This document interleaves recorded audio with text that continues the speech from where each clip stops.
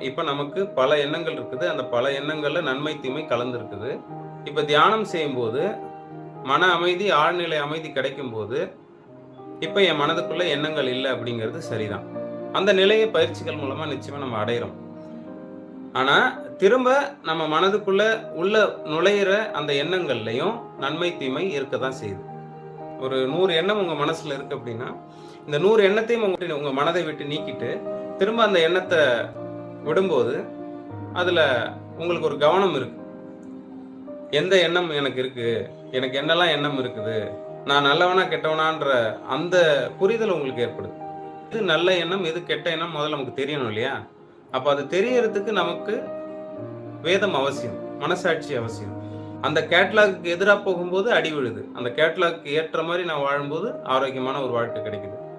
ஆரோக்கியமான மனம் கிடைக்குது. அப்ப என்னுடைய கேட்லாக்க நானு மீறக்கூடாது.